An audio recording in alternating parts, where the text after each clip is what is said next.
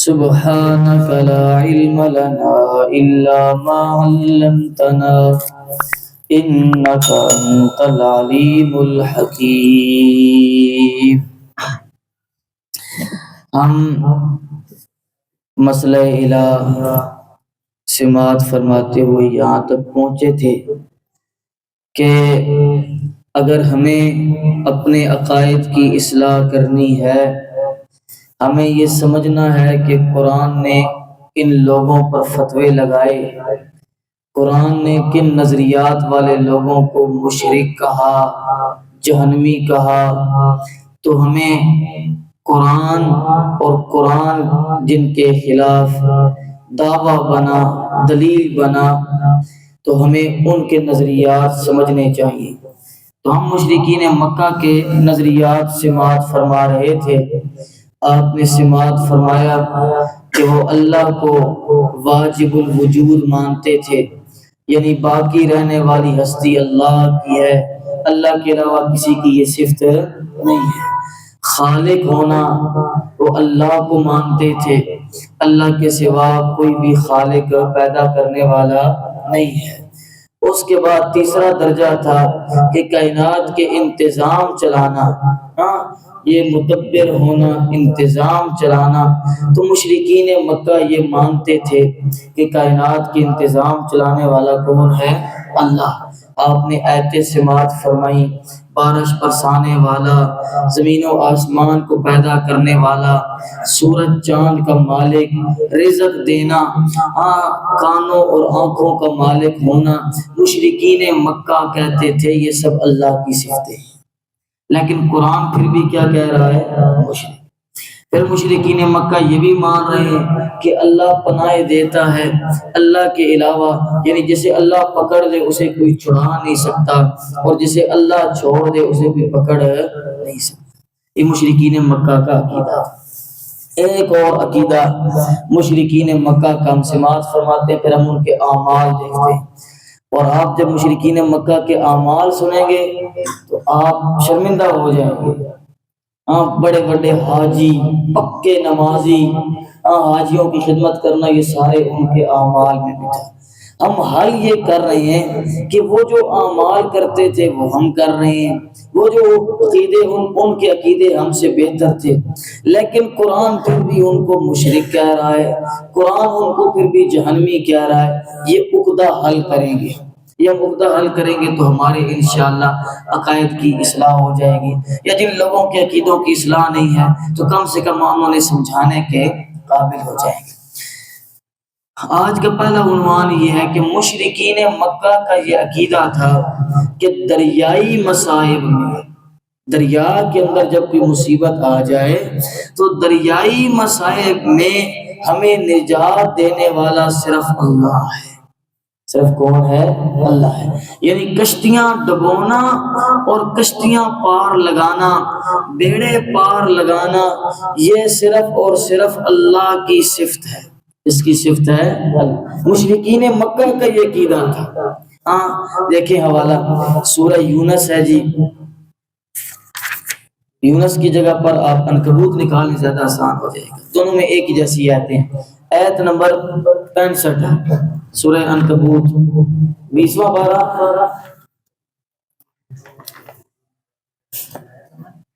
65.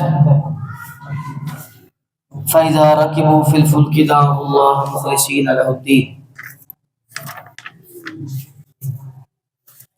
نکالو صفحہ نمبر بتاؤ.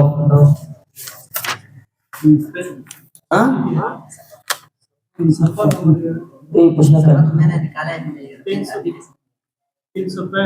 365.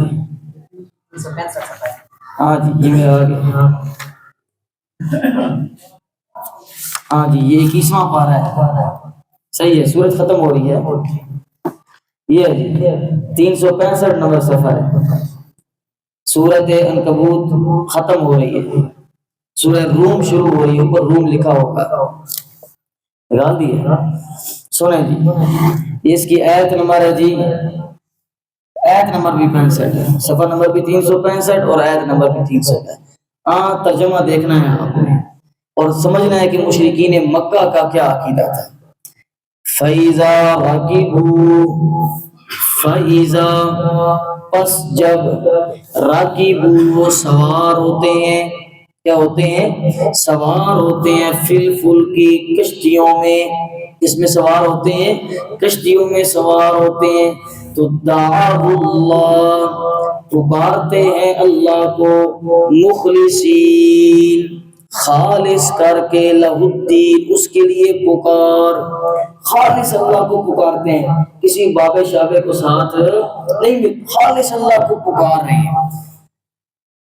کیا کہتے ہیں؟ فلما نجاہم، سورہ یونس کا حوالہ تھا، اس میں یہ اللہ لئن انجیتنا، اگر تو ہمیں نجات دے دے گا نا تو ہم بہر بھی جا کے نا تجھے ہی پکاریں گے، صرف بس آج ہمیں بچا لے۔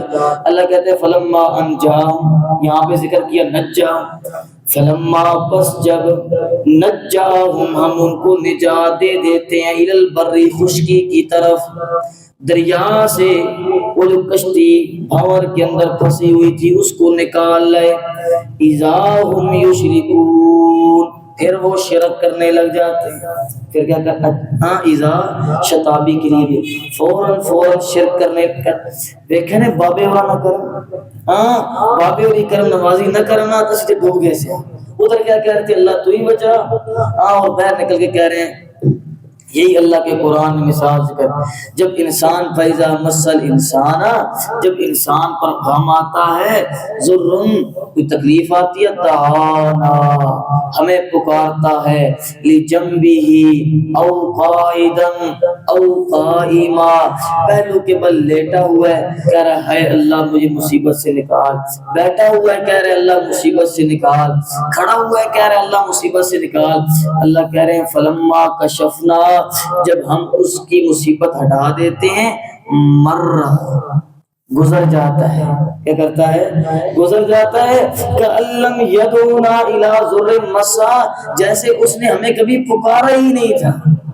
ہاں اس کی آپ نے مثال سمجھنی ہے نا، تو جس بندے کو آپ نے قرضہ دیا ہوا ہو، آپ اسے 3-4 دفعہ قرضہ مانگے تو وہ نہ دے سکے، پھر وہ کیا کرتا ہے؟ دیکھتا بھی نہیں ہے، منہ یوں کرے گا اور منہ کر کے گزر جائے گا، ہاں جیسے آپ کو جانتا ہی نہیں ہے، ایسے ہوتا ہے کہ نہیں ہوتا؟ اللہ کہہ رہے ہیں جب مصیبت حال ہو جاتی ہے پھر گزر جاتے ہیں، مر رہا، اور کہتے ہیں کہ ہمیں گویا اللہ کو پکارا ہی نہیں تھا، اللہ کو پکارا ہی نہیں تھا۔ یہ مشرکین مکہ کا عقیدہ تھا کہ دریاؤں کے اندر دریاؤں کے اندر جو مصیبتیں آتے ہیں وہاں پناہ دینے والا کون ہے؟ اس کے اوپر ایک واقعہ سنیں، حضرت اکرمہ بن اسلام رضی اللہ تعالیٰ عنہ، جو پہلے اکرمہ بن ابی جہل تھے، ابو جہل کے بیٹے اکرمہ، بڑے اسلام دشمن رہے، ہاں مسلمانوں کے خلاف جو قیادت تھی ابو جہل اس کا بیٹا ہے تو پھر ہاں ظاہری بات ہے مسلمانوں کے خلاف پیش رہے۔ تو جب مکہ فتح ہوا، ابو جہل تو پہلے بدر میں واصل جہنم ہو گیا، جب مکہ فتح ہوا تو نبی کریم صلی اللہ علیہ وسلم نے کچھ لوگوں کو کہا، کچھ لوگوں کے بارے میں کہ اگر یہ بیت اللہ کے پردوں کے اندر بھی لپٹے ہوئے ہوں تو ان کو پکڑ کے لے آؤ اور قتل کرو، جو آپ صلی اللہ علیہ وسلم کی توہین کرتے تھے، آپ کی حجب کرتے تھے وغیرہ۔ جب فتح مکہ ہوا تو سارے جو مکہ کے سردار تھے جن کے اندر اکڑ باقی تھی، تکبر باقی تھا کہ ہم کیوں مانے بھائی، اب تم ہار گئے، اب تم مانتے ہی نہیں، وہ بھاگنے لگے۔ اکرمہ بھی ان میں سے تھا جو بھاگ گئے۔ اب اکرمہ بھاگے اور دریا پار کرنا تھا، کشتی کے اوپر سوار ہوئے، کشتی کے اوپر اللہ نے جسے ہدایت دینی ہو تو اللہ یوں دیتا ہے، اور جب اللہ ہدایت دینے لگتا ہے تو چھوٹی سی بات دل پہ لگ جاتی ہے، اور جب اللہ نے ہدایت نہیں دینی ساری زندگی آپ بات سنتے رہیں، تقریریں سنتے رہیں، آپ کو کوئی اثر نہیں ہوتا۔ اب اکرمہ سوار ہو گئے کشتی کے اندر، آگے گئے، کشتی اس بھنور کے اندر پھنس گئی، طوفان آیا اور کشتی ہچکولے کھا رہی ہے۔ جب کشتی نے ہچکولے کھائے اکرمہ کو خوف آیا، اکرمہ کہنے لگے یا حبل اغثنی، یا لات اغثنی، یا منات اغثنی، لات منات حبل، یہ مشرکین مکہ کے الہ تھے، کہنے لگے اے حبل پہنچنا، لات بڑی مصیبت میں آئی، ہاں ہمیں بچائیں، تم اللہ فوراً بول اٹھا، کشتی چلا رہا تھا، وہ بول اٹھا، کہنے لگا اخلصوا فإن آلہتکم لا تغنی عنکم شیئا ہاہنا، اکرما یہاں خالص اللہ کو پکار، یہاں تیرے الہ آ کے کچھ بھی نہیں کر سکتے، تیرے بابے شابے یہاں پہ سمندر میں کچھ نہیں کر سکتے۔ اکرما کو مسئلہ سمجھ آ گیا، بھئی اگر اللہ کو خالص دریا میں پکارنا ہے تو پھر خشکی میں خالص اللہ کو کیوں نہیں پکارنا؟ اور یہی تو ہمارا نبی کریم صلی اللہ علیہ وسلم سے جھگڑا تھا کہ آپ کہتے تھے کہ خالص کس کو پکارو؟ اللہ کو، ہم کہتے تھے نہیں، اللہ کے ساتھ اوروں کو بھی پکارنا ہے۔ تو کہنے لگے اللہ سے دل ہی دل میں عہد کیا، واللہ اے اللہ میں تیری قسم اٹھا کے کہتا ہوں، لئن لم ينجنی من البحر الا الاخلاص لا ينجینی فی البر غیر، اللہ کی قسم اٹھا کے کہتا ہوں اگر دریا کے اندر بچانے والا اللہ ہے تو خشکی کے اندر پناہ دینے والا بھی اللہ ہے۔ اور اللہم اے اللہ الک علی عہدا، میرا تجھ سے یہ عہد اور وعدہ ہے، اگر تو مجھے آج بچا لے گا تو میں نبی کریم صلی اللہ علیہ وسلم کے پاس جاؤں گا اور میں ایمان لے آؤں گا، میں کیا کروں گا؟ ایمان لے آؤں گا۔ اللہ نے ان کی دعا سنی، کشتی بھون سے نکلی، اکرما واپس مڑے اور نبی کریم صلی اللہ علیہ وسلم کے پاس آئے اور کہنے لگے اللہ کے نبی، جو مسئلہ ساری زندگی سمجھ نہیں آیا آج کشتی کے ایک ہچکولے نے سمجھا دیا ہے، کشتی کے ایک ہچکولے نے سمجھا دیا ہے، اور ایمان لائے۔ اور پھر اس کے بعد اسلام کے لیے ہر جنگ کے اندر سب سے آگے جا کے لڑتے تھے۔ ایک صحابی کہنے لگے دوسرے سے، اسے جانتے ہو یہ جا رہا ہے؟ وہ دوسرا انصاری صحابی تو کہتے میں تو نہیں جانتا، کہنے لگے یہ ابو جہل کا بیٹا ہے، وہ جو نبی علیہ السلام کو تکلیفیں دیتا تھا۔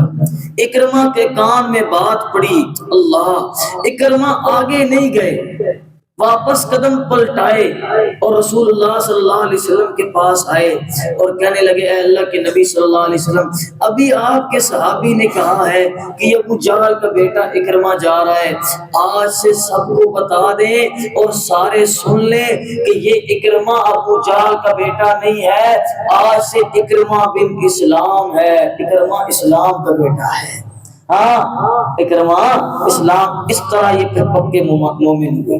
تو مسئلہ کیا معلوم ہوا کہ دریائی مصیبتوں میں مشرکین مکہ کس کو پکارتے تھے؟ اللہ کو پکارتے، اور ہم کسے پکارتے ہیں؟ یہ نیچے تندور ہے، ابھی بھی ہے، ابھی انہوں نے تصویر ہٹا دی ہے، ہم چھوٹے چھوٹے تھے تو وہاں میں نے اپنی آنکھوں سے وہ تصویر دیکھی ہے۔ وہ تصویر کیا ہے کہ ایک دریا بنا ہوا ہے اور اس کے بعد ایک بابا جی بیٹھے ہوئے ہیں جنہوں نے صرف کاچھا پہنا ہوا ہے۔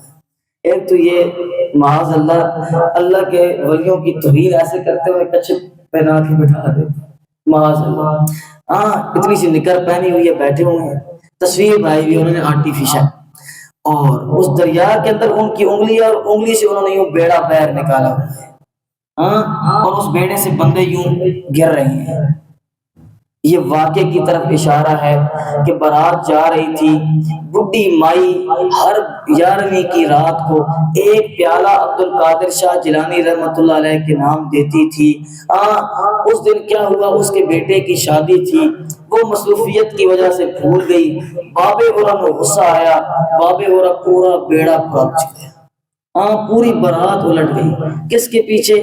ایک دودھ کے پیالے کے پیچھے۔ انا للہ، اب لفظ سخت ہو جائے گے، بابا ہوئی نہ ہوگی تو بلی ہو گئی ہے، ایک دودھ نے پیالے پیچھے تانوں لڑ گئی، معاذ اللہ سے، کیسے اللہ کے ولیوں کی توہین کر۔ اور پھر 12 سال کے بعد مائی کو یاد آیا، میں نے تو وہ 11ویں مس کی تھی، اس نے 12 سال کے بعد دوبارہ 11ویں دی، تو بابے ہورا پھر انگلی ڈالی اور پورا بیڑا انگلی سے باہر نکال لے۔ اب وہ جب خبر پہنچی ہوگی پیچھے کہ وہ بیڑا ڈوب گیا ہے، ان کی عورتوں نے شادیاں بھی کر لی ہوں گی، بچے بھی بڑے ہو گئے ہوں گے، یہ واپس آئے ہوں گے، ان آ کے اسی زرامیاں ساڑیاں، تو نویں شور آ کے اسی دے ساڑیاں، تو پھر پوری وہاں جنگ ہوئی ہوگی، کیسے کیسے واقعات ہیں۔ مشرکین مکہ کہہ رہے ہیں اللہ ہمیں دریاؤں میں پناہ دیتا ہے، وہ مشرک ہیں، وہ جہنمی ہیں، وہ کافر ہیں، اور یہ کہہ رہا ہے کہ دریا کے اندر سے بیڑے پار لگانے تمہارے بزرگ لگاتے ہیں، اور یہ پکا موحد ہے، پکا مومن ہے، اس کی توحید میں فرق ہی کوئی نہیں۔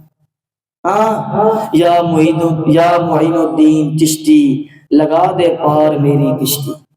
ہاں، یہ شعر پڑھتے ہیں اور یہ پکے موحد ہیں۔ کیا ہے؟ پکے انا للہ و انا الیہ۔ اب دیکھو اگلا اشکال، کہتے ہیں جی حج کرنے والا، زکوٰۃ دینے والا، نماز پڑھنے والا مشرک کیسے ہو سکتا ہے؟ یہ ابھی تک آپ کی ذہن سازی ہو رہی ہے کہ شرک کوئی اتنی بڑی چیز نہیں ہے، یہ اتنا سا عقیدہ ہے، اگر آپ کے دل میں داخل ہو گیا ساری زندگی کی عبادت ضائع ہو جائے گی۔ ہاں، تو یہ جو کہتے ہیں کہ مسلمان مشرک نہیں ہو سکتا، مسلمان مشرک ہو سکتا ہے اگر اس کے عقیدے کے اندر خناس بھر گئے۔ اب دیکھیں مشرکین مکہ کے اعمال۔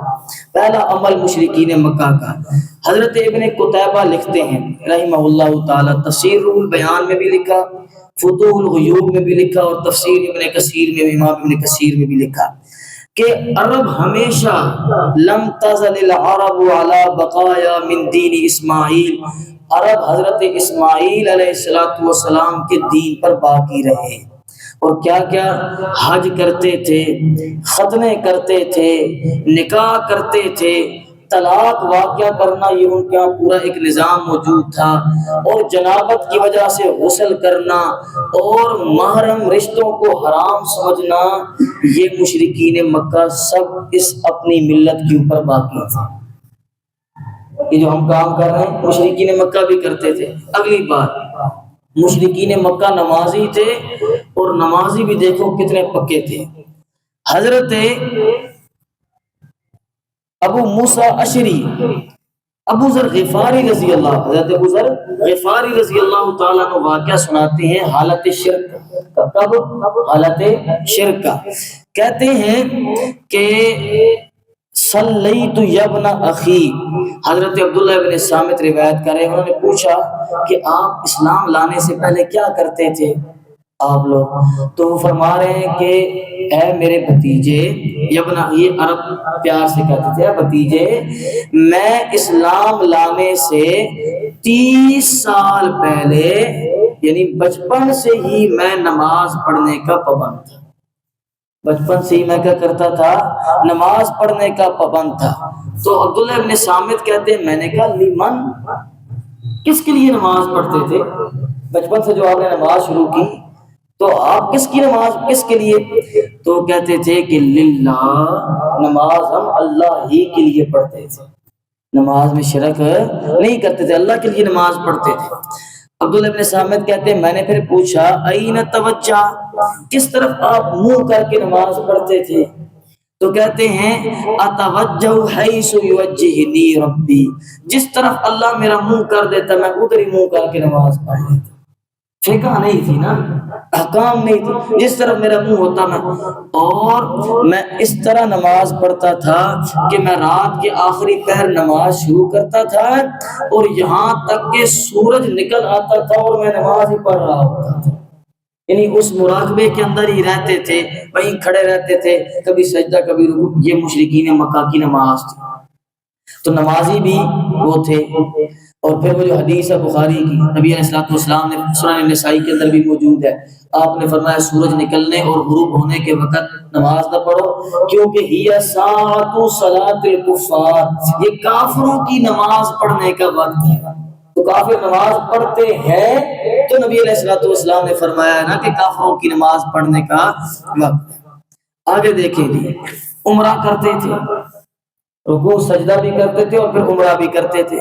حضرت حجیر بن ابی وہاب کہتے ہیں کہ میں نے زید بن عمرو کو دیکھا، قبول اسلام سے، نبی علیہ السلام کی بعثت سے بھی پہلے کی بات ہے کہ میں نے زید بن عمرو کو دیکھا کہ وہ شام سے جب واپس آئے تو جب سورج زائل ہو گیا، یعنی زوال کا وقت ختم ہو گیا، ظہر کا وقت شروع ہو گیا، تو اس نے کعبہ کی طرف منہ کیا اور فصلی رکعہ، اس نے 1 رکعت نماز پڑھی، سجدتین، 2 سجدے بھی کی۔ نبی علیہ الصلوۃ والسلام کی بعثت سے پہلے تو مشرکین مکہ نماز بھی پڑھتے ہیں، بچوں کے ختنے بھی کر رہے ہیں، نکاحیں بھی کر رہے ہیں، طلاق کا نظام بھی موجود ہے، حاجی بھی وہ ہیں، پھر بھی اللہ کا قرآن کیا کہہ رہا ہے؟ پکے مشرک ہیں۔ کیا ہے؟ پکے مشرک، روزہ رکھتے تھے۔ اور یہاں جو ہے نا الصوم لی وانا اجزی بھی، صبح میں حدیث پڑھی ہے کہ اللہ تعالیٰ کہتا ہے روزہ میرے لیے ہے اور میں اس کا بدلہ ہوں۔ یہاں پہ مولا علی قاری رحمۃ اللہ علیہ بڑی عجیب بات لکھتے ہیں، کہتے ہیں نماز، حج، زکوٰۃ، صدقہ، جتنی بھی عبادات ہے نا اس کے اندر شرک ہوا کسی نہ کسی طرح سے۔ سجدہ لوگ قبروں پہ کرتے رہے، صدقہ لوگ کسی اور کے نام کا دیتے رہے، لیکن روزہ ایسی عبادت ہے کہ جس کے اندر کبھی کسی نے کوئی شرک نہیں کیا۔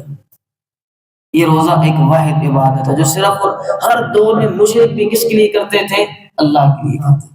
ہمارے استاد کہتے تھے کہ روزے میں رہنا ہوتا ہے بھوکا۔ روزے میں کیا ہوتا ہے؟ بھوکا۔ اور بھوکا رہنا یہ غیر اللہ کے لیے نہیں لوگ کرتے۔ ہاں شرک وہاں ہوتا ہے جہاں کھانے پینے کا چکر ہو، جہاں پیٹ پوجا ہو۔ بھوکے رہنے کے لیے کوئی شرک، ہاں کیڑا پیر ہے جو بھوکا رہے گا، وہ کھانے پینے کی بات کرے گا۔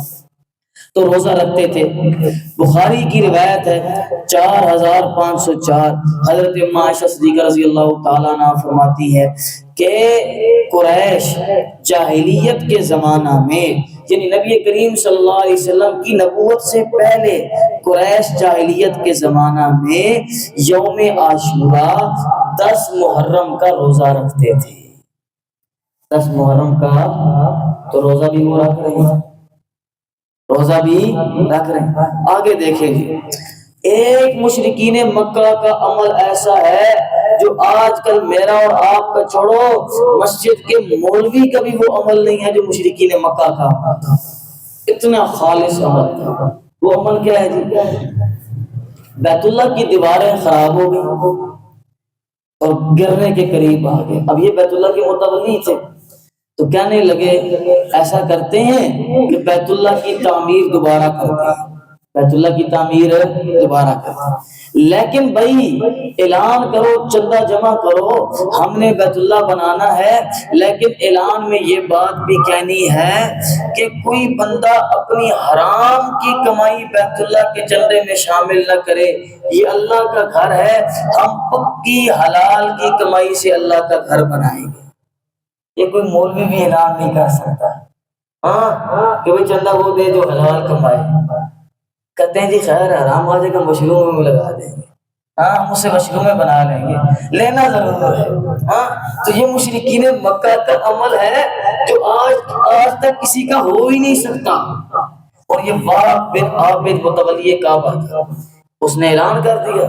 مشرکین مکہ نے چندہ اکٹھا کرنا شروع کیا، اسٹیمیٹ جب لگایا تو چندہ تھوڑا تھا اور بیت اللہ بڑا تھا، تو کہنے لگے بھی اب کیا کریں، پیسے تھوڑے ہیں اور خرچہ زیادہ ہے، کمرہ زیادہ بڑا ہے۔ تو وہاں بن عابد متولی کعبہ کہتا ہے کمرہ چھوٹا کر لو، حرام کا پیسہ شامل نہیں کرنا۔ اس لیے نبی علیہ السلام نے فرمایا، یہ بیت اللہ کے 5 کونے تھے، کتنے؟ ابھی ہم کتنے دیکھتے ہیں؟ 4۔ اس کے بغیر ایک حتیم ہے، جہاں نفل اللہ ہم سب کو پڑھنے کی توفیق عطا فرمائے، اللہ ہمیں بار بار اس گھر کی زیارت نصیب فرمائے۔ تو جو حتیم ہے، اما عائشہ صدیقہ رضی اللہ تعالیٰ عنہ کہنے لگی اللہ کے نبی میرا جی چاہتا ہے کہ میں بیت اللہ کے اندر نماز پڑھوں۔ آپ نے اما جان کی انگلی پکڑی اور اس حتیم کے اندر کھڑا کر دیا، فرمایا یہ بیت اللہ کا حصہ ہے، تیری قوم کے پاس چندہ کم ہو گیا تھا تو انہوں نے اس کو باہر نکال دیا، ورنہ یہ پہلے کیا تھا؟ بیت اللہ کا حصہ تھا۔ اتنے خالص کہ حرام کی کمائی اللہ کے گھر بنانے میں نہیں لگا۔